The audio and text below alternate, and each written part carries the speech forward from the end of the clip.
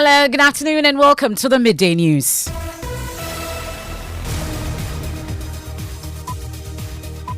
We're live on Joy 99.7 FM here in Accra and Kumasi. We are on Love 99.5 FM. Also on myjoyonline.com. We are live in all 16 regions on Radio Y in Waka, Kelly Radio in Ho, ATL FM in Cape Coast and Sun City Radio in Keta. We are live on X Spaces. We are on Facebook. The Midday News is supported by Petrol Sol, your clean fuel in full quantity. Petrol Sol is always a delightful experience. Also brought to you by Dura Plus Ghana Limited, producers of quality PVC and HDP pipes and water tank. We are the only water storage tank with a level indicator, and where Dura Plus goes, water flows. This afternoon, all involved. We are all involved in we have expression of disgust with placards and pouring of libation characterized today's Hands Off Our Hotels demonstration as minority and labor unions demand a halt to 60% sale of state hotels to our Greek Minister Brian Champong. Now, what we want to hear today, the president announces that they have aborted this transaction. If you are going to sell it, sit down with them, think about it. Now, what is the benefit to our people? Yes, sir.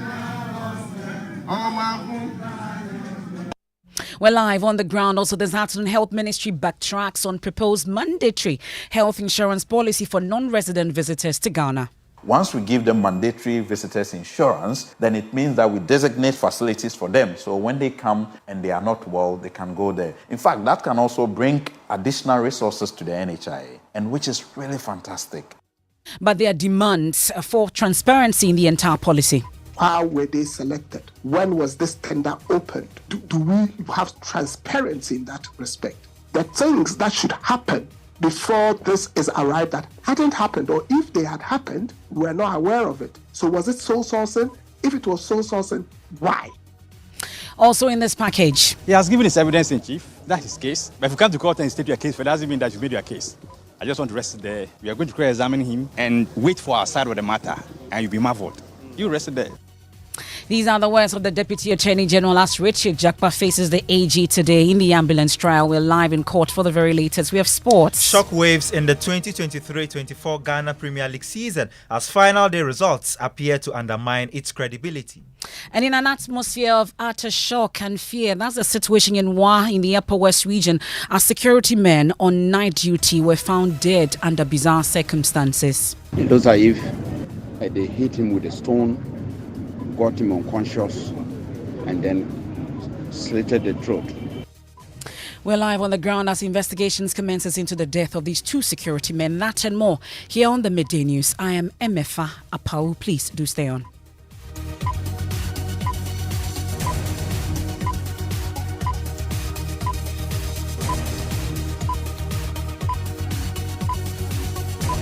Many thanks for your company. This is your home of independent, fearless, and credible journalism. Let's hit the grounds. We are all involved.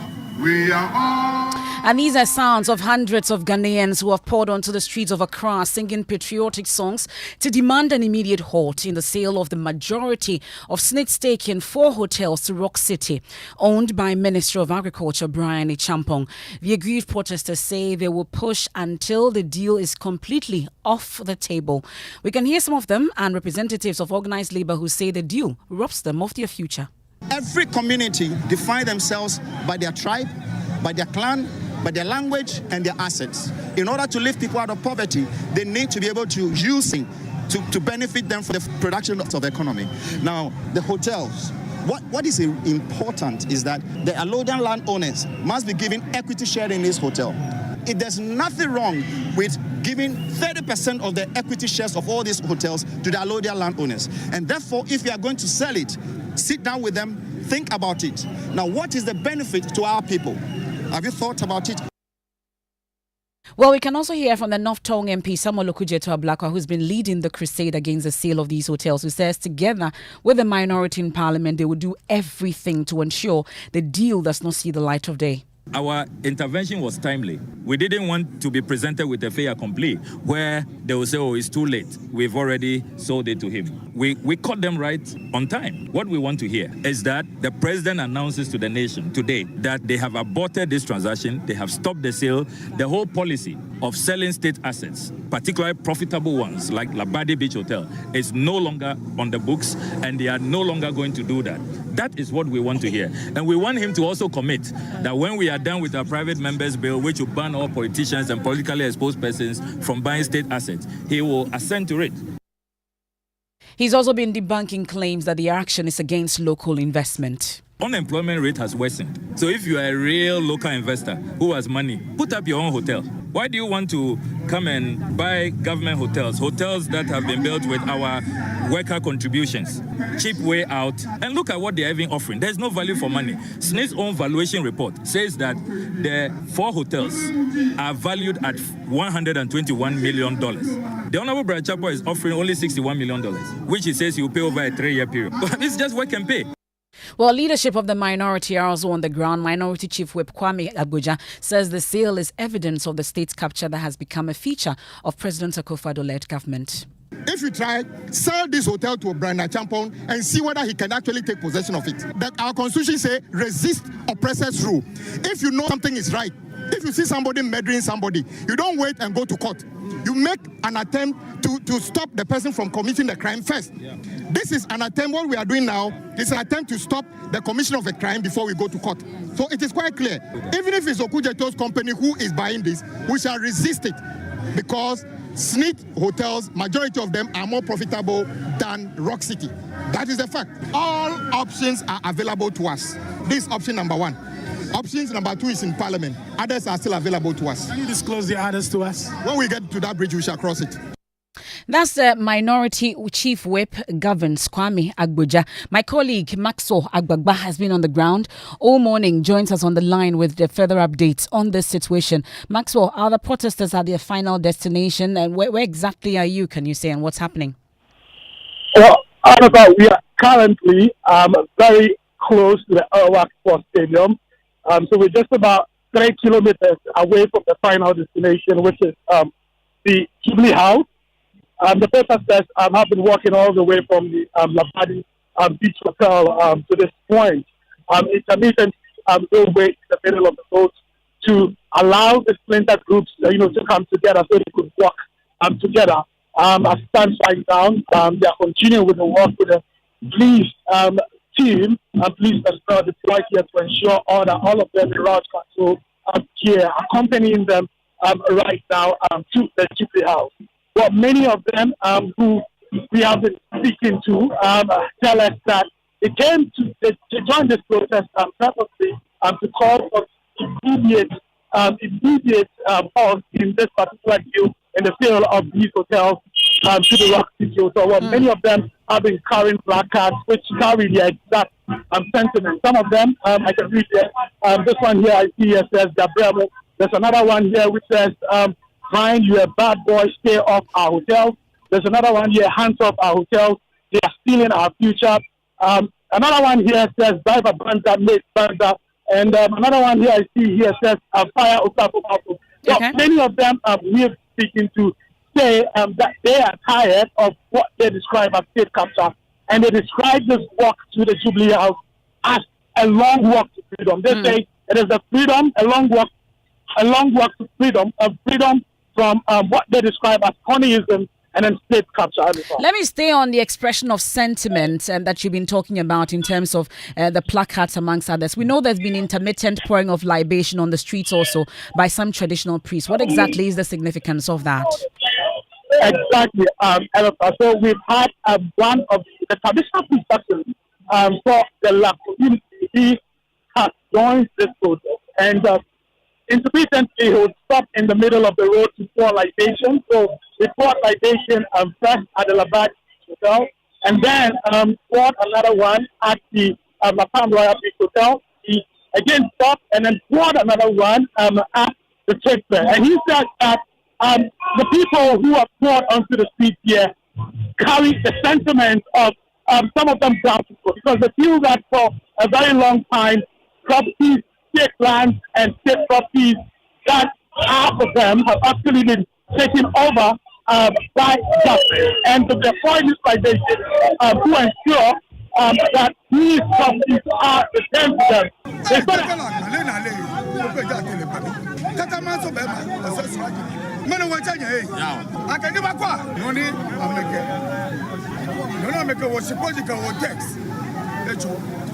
Well, what he was saying was that the government should ask anyone who is stealing the land, who is cheating the Ghana people, who has forcibly stolen our allotted properties, they should come and answer.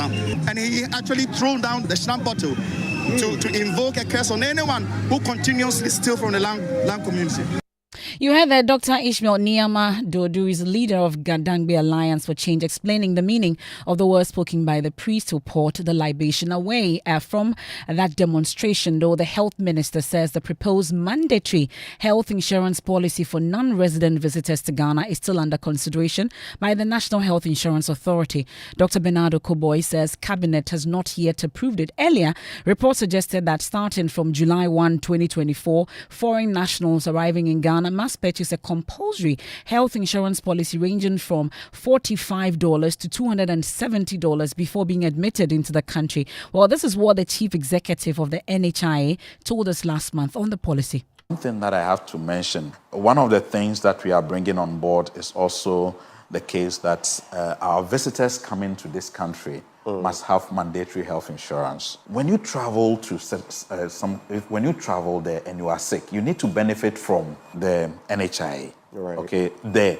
So it's the same thing. Visitors come. In fact, it's covered in our act that the non-Ghanaians must be covered. So I've seen a situation where some of my friends have come to this country and they are sick and they are calling me, which facilities do we go? So what we're doing is that once we give them mandatory visitors insurance, then it means that we designate facilities for them. So when they come and they are not well, they can go there. In fact, that can also bring additional resources to the NHIA, and which is really fantastic. It's also a case of expanding the scheme. And you know, the Ghana card will also be issued to non-Ghanaians. So once we do that, it is all towards achieving the universal health coverage. For me, it's very good. And I think those are the things that we must be focusing on. And I'm excited that obviously all these things are coming together for the government.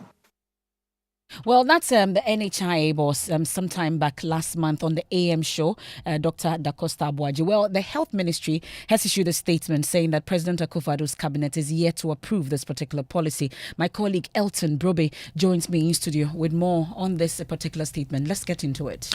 They say that they would like to clarify that the recent announcement regarding the mandatory health insurance policy for non-Ghanaians resident visiting Ghana is a proposal from the National Health Insurance Authority and not a policy of government, whilst the proposal aims to ensure that foreign nationals have access to healthcare during their stay in Ghana. It is important to know that it has not yet been discussed or approved by Parliament. We urge the public to disregard any misinformation that may suggest the policy has been finalized and its mode of implementation settled. We assure the public that any policy and implementation shall be scrutinized and taken through all the necessary protocols to establish the benefits to the people of Ghana before being settled on. This is signed by Dr. Bernardo Koboy.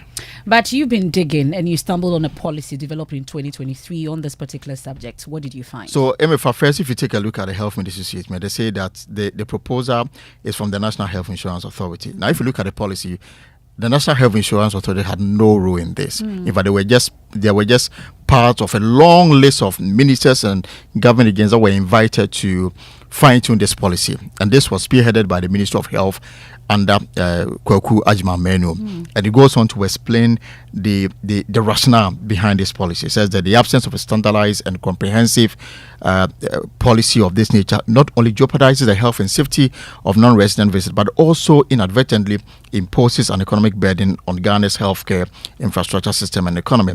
Uninsured or inadequately insured non-resident visitors often contribute to the escalation of uncompensated care costs, thereby leading to a strain on the country's healthcare facilities and diversion of resources from other critical areas to cater for these avoidable imbalances. This policy, about 52-page document, also talks about who should implement this. The National Health Insurance under this policy was supposed to be a regulator, and then selected health insurance providers in the country are the ones who implement this. It's unclear who has been selected as of now. And I can't wait to get more on the pulse at 3 p.m. on the Joy News channel with Elton Brobe. Well, there's been reactions to this, and the Center for Democratic Development Fellow on Public Health, Kwame Sapong-Esiedu, says the policy may be in breach of several laws if it is made to stay.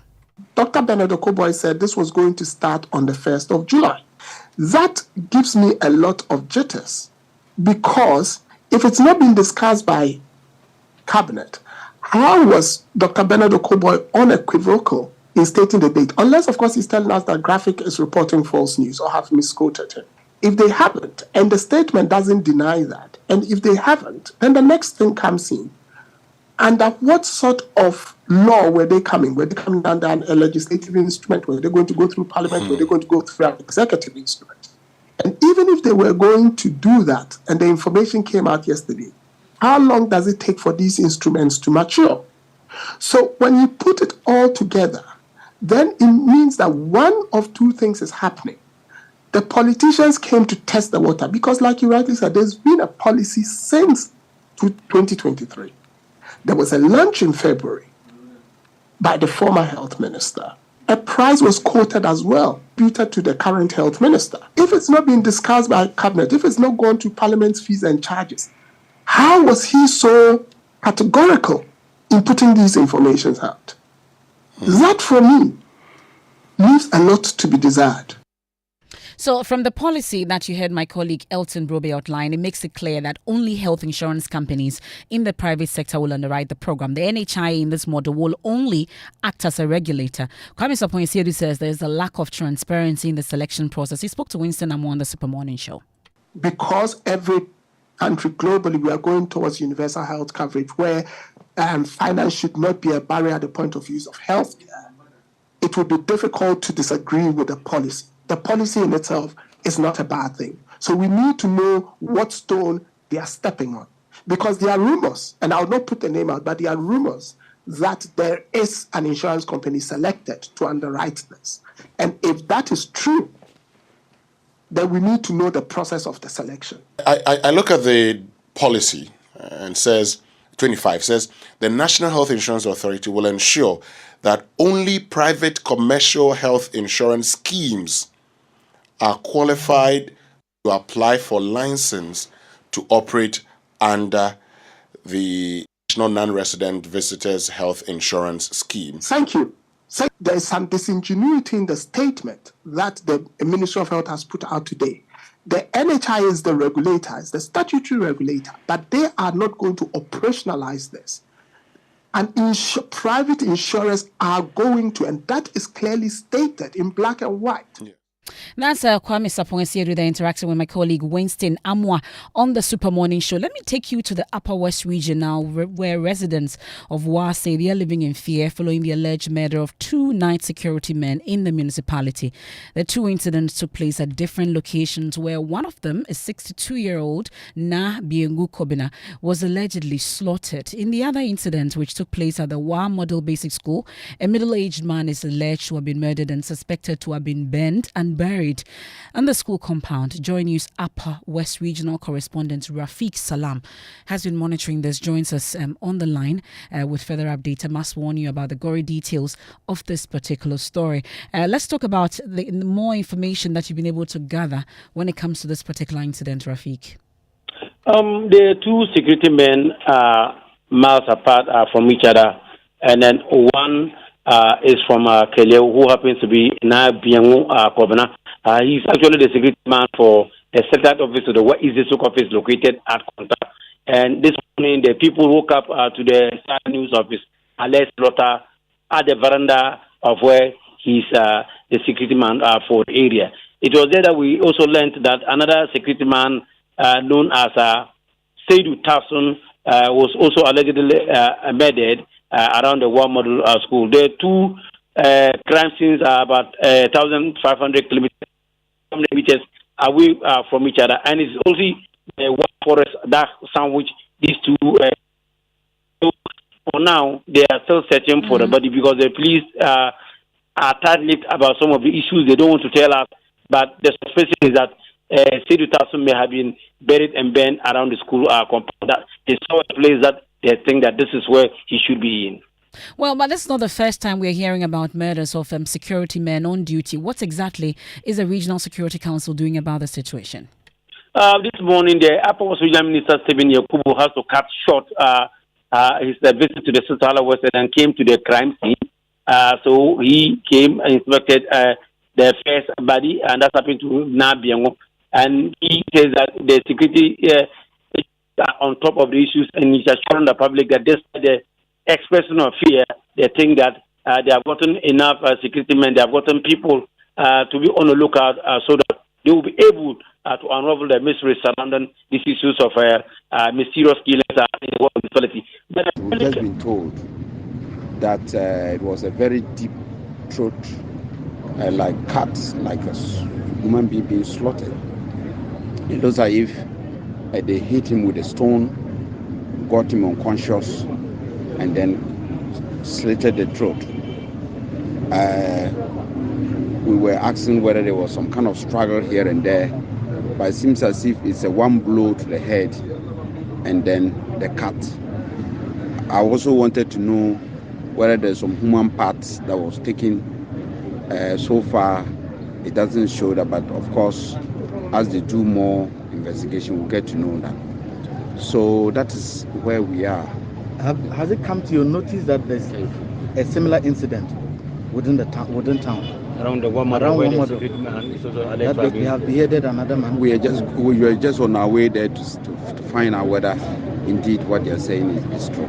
So that's the Upper West Regional Minister, Stephen Yakubu, still on law, crime and justice. At this time, businessman Richard Jakpa is scheduled to undergo cross-examination within the hour by the Attorney General this afternoon, marking a pivotal moment in the ongoing ambulance trial. Well, this follows the completion of cross-examination by lawyers representing Dr. Atufos and the first accused last Thursday. The court had admitted an audio recording into evidence capturing a conversation between Godfred Yeboah-Dame and Richard Jakpa, the third accused in the case. Well, Deputy Attorney General Alfred Tiayeboah says the cross-examination will offer the platform to tell their story. He has given his evidence in chief. That's his case. But if you come to court and state your case, it doesn't mean that you made your case. I just want to rest there. We are going to examine him. I don't know, you make your own judgment. Because already it's something in the audios that we've heard, so it's not something new. And wait for our side of the matter, and you'll be marveled. You rest there. The audio, you didn't want the judge to readmit it into evidence. That has happened. Are you disappointed? Oh, the judge has given the ruling. That's how the law works. If you think you don't want something to be admitted, you raise an objection. This is the duty of the judge to make a pronouncement of such objections. That's the Deputy Attorney General, Alfred Tiayeboah. Let me take you live to court. Latif Idris is there for us. There were some uncertainties about whether Godfred Yeboah-Dame himself will be in court. What are you gathering, Latif? Yeah, Emefa, Godfred Yeboah-Dame is not in court today. So maybe he's taking the advice of the trial judge. We do not know. But today, just like the last time, Thursday, when we should have been in court, he didn't come to court. Ricky Jakpa, like you mentioned, is expected to mount the witness. In fact, as I speak with you, he has mounted the witness box. And just before the Attorney General or the prosecution started the cross-examination, the Deputy Attorney General ruled and said that he has heard audio recording of the proceedings in court. The court proceedings from last Thursday, according to the Deputy AG, has been circulated on WhatsApp platforms.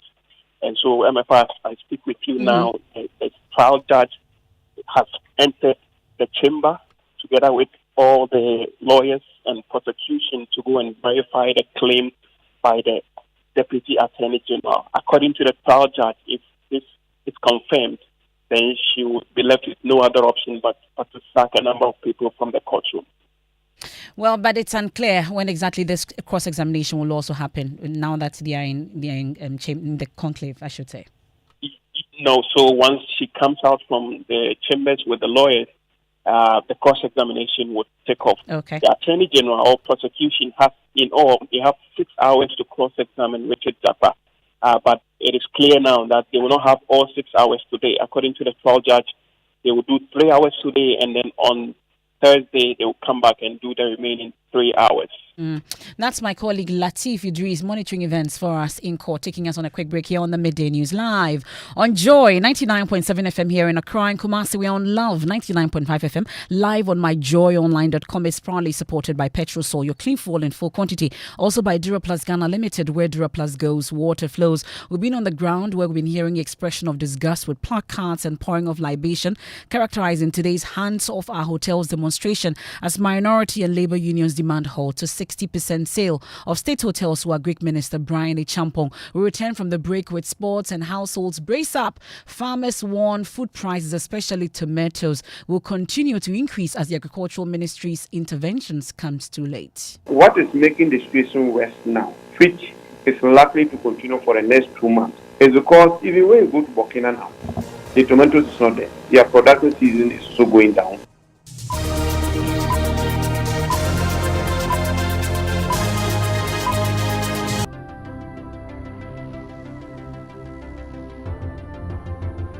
When budgets are tight and money difficult to come by, you want to be sure you get the best value for your money. These are not times to be spending money fixing expensive engine problems because of cheap fuel and lubricants. Drive to a Petrosol station today and buy your quality fuel and lubricants, and rest assured of fuel that lasts long and lubricants that prevent expensive engine problems. Hear the sound.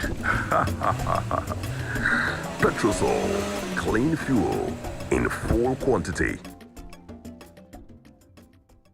The regular football season is over. But not for us here at Supersport. We've got a big deal coming your way. Get connected to DSTV to see some of football's biggest names starring in all 51 matches of Euro 2024 live and in HD. Now that's a big deal.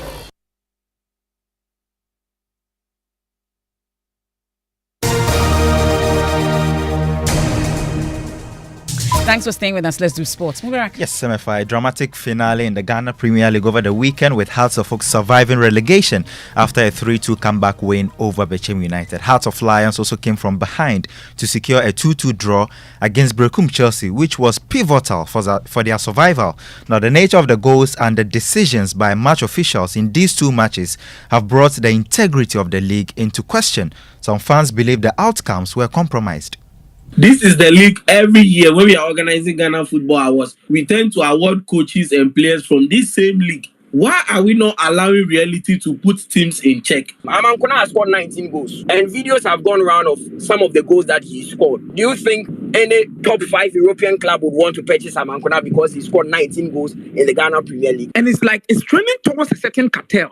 That is why you can get a goal in here. He will move abroad and he can't even score 5 goals. Now we don't even have a headline sponsor. BetPower came and withdrew their sponsorship for whatever reason best known to them. Yes, so some fans on the Ghana Premier League. Okay. Have you had lunch already? Not yet. I know you like your fufu and light soup. I don't want to miss that. Time will come, you may not get that light soup because tomato prices keeps on soaring. My colleague Emefa Besu has been to the Malamata market because the farmers are telling us that we should brace up for increase in prices of tomatoes. She's been bringing us more. Yes. 120 cedis, 40 cedis. 4. We sell for 20 and 40 cedis. We import the tomatoes from Cote d'Ivoire, and the prices are affected by the CFA. Instead of Musa market, we say 200 cedis, we 100 cedis. Where 40 cedis. People cannot buy the tomatoes when they come to the market. 20, 40 and 100 cedis. How much will the person buy aside from the other ingredients before preparing his or her food? Vendors are seeking government intervention to stabilize the prices of essential inputs. They also hope for better infrastructure support to reduce transportation costs. The tomato business has collapsed. Many people cannot afford it anymore, and many prefer the tomato paste to the fresh ones. We are pleading for government's intervention.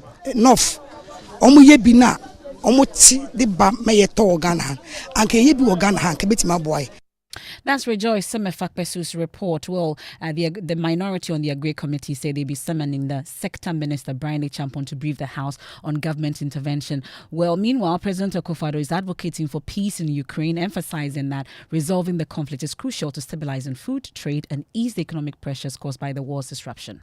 The ripple effects of the Russia-Ukraine conflict have reached far and wide, disrupting global trade, destabilizing markets, and exacerbating economic hardships for millions and millions of people.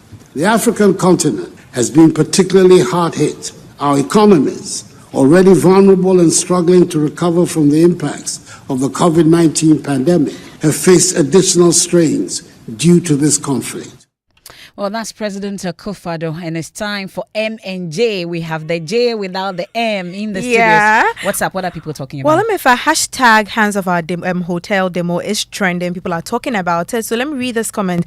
It says that a country where citizens have to protest about state assets being sold. So people have been sharing their opinions about this. And moving on, Mugiz is trending. Emefa, do you know Mugiz? He's a musician, you know. Yeah, he hasn't been in the limelight for some time now. Well, he's trending after a question was posed on social media asking that if you're a rapper, which musician would you want to have on your chorus to get you to the Grammys? You know, Ghanaians, we don't really get to the Grammys like that too. Yeah, getting there. And they voted for Mugiz, you know, a lot of 76% of Ghanaians on social media voted for him, that he is the artist that would give you the bank, like the big chorus that will take you to the Grammys. I'll take Trigmatic. Oh, yes, that's my pick.